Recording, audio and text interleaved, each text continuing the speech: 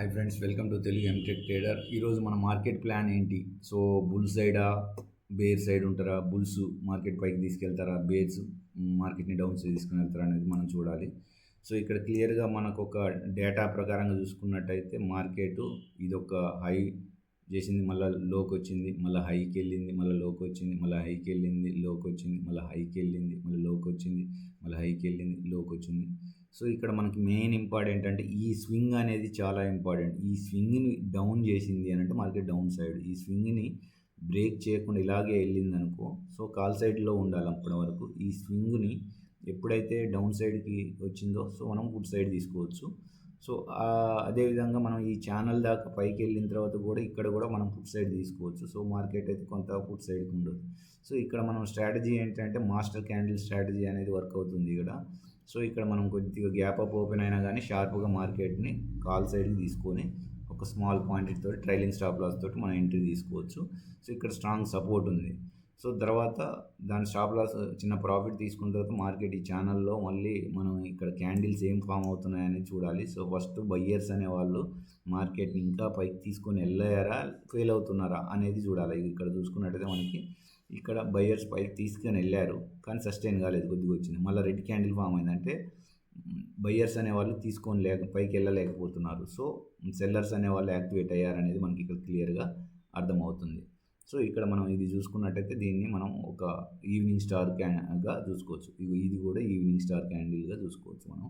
So అది form అయిందంటే market down side అవుతున్నట్టుగా signal వచ్చినట్టు. అది సిగ్నల్ వచ్చిన తర్వాత వెంటనే ట్రేడ్ తీసుకోవాలా అంటే వెయిట్ చేయాలి. ఇక్కడ ఆల్రెడీ డౌన్ సైడ్ వస్తుందని వచ్చింది కానీ నెక్స్ట్ మార్కెట్ డౌన్ సైడ్ రాలే. ఆల్మోస్ట్ ఇక్కడ 3, 4, 5, 6, 7, 8, 9, 10, 11, 12 అంటే ఆల్మోస్ట్ 120 మినిట్స్ అంటే 2 అవర్స్ మార్కెట్ ఇదే రేంజ్లో ఉంది. సో పైకి పోతుంది, కిందికి వస్తుంది, పైకి పోతుంది, కిందికి వస్తుంది.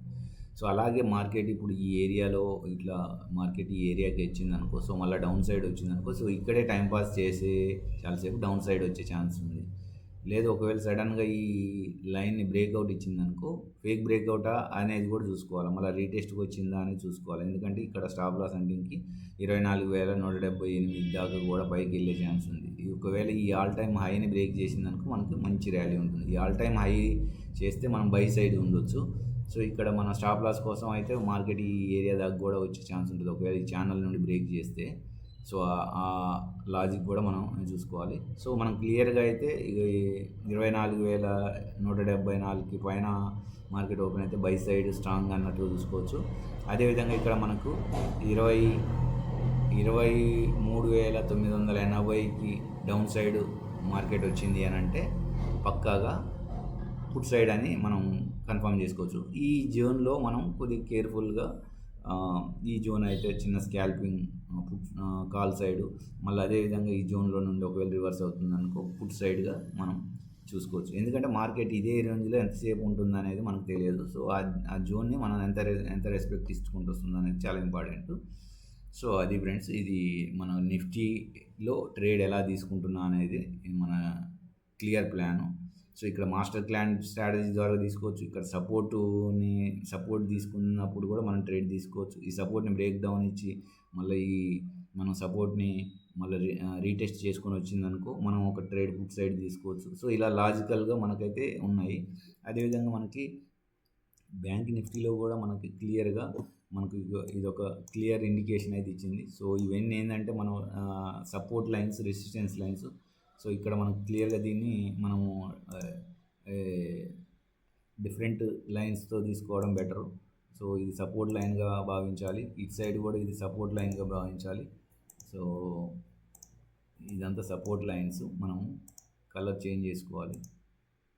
సో అదేవిధంగా మనకి ఇక్కడ ఇవన్నీ రెసిస్టెన్సెస్, ఎందుకంటే ఇక్కడ ఫ్లాట్గా మార్కెట్ ఎక్కడ ఓపెన్ అయింది అనేది చాలా ఇంపార్టెంట్. సో ఇక్కడ క్లియర్గా ఇక్కడ ఒక రెసిస్టెన్స్, ఇక్కడ సపోర్ట్ తీసుకొని పైకి వెళ్ళింది, మళ్ళీ ఇటు కిందికి వచ్చింది. సో ఈ ఏరియాని అంటే 52,389 ఈ లైన్ అనేది మనకు చాలా ఇంపార్టెంట్. ఎందుకంటే ఇక్కడ సపోర్ట్ని బ్రేక్ చేసింది, ఇక్కడ రీటెస్ట్ చేసుకొని కిందికి వస్తుందా, లేకపోతే ఒకవేళ కింద ఓపెన్ అయినప్పుడు కానీ లేదంటే దీని పైనే సస్టైన్ అయిందనుకో, దీనికి ఈ లైన్కి పైన 52,399 పైన సస్టైన్ అయిందనుకో మార్కెట్, సో మనము ఈ ఛానల్లో మళ్ళీ ఒక మార్కెట్ ఉంటుంది అనుకొని మనము ఒక కాల్ తీసుకుని ఈ ఏరియా దాకా టార్గెట్ చేసుకోవచ్చు. అంటే 52,700 దాకా 50% ఫిబొనాసీ నుండి హై డ్రా చేస్తే.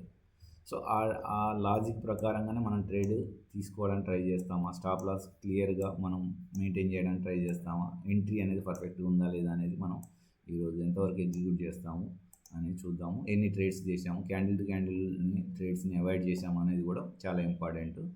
సో అది ఫ్రెండ్స్ నా ట్రేడ్ ప్లాను.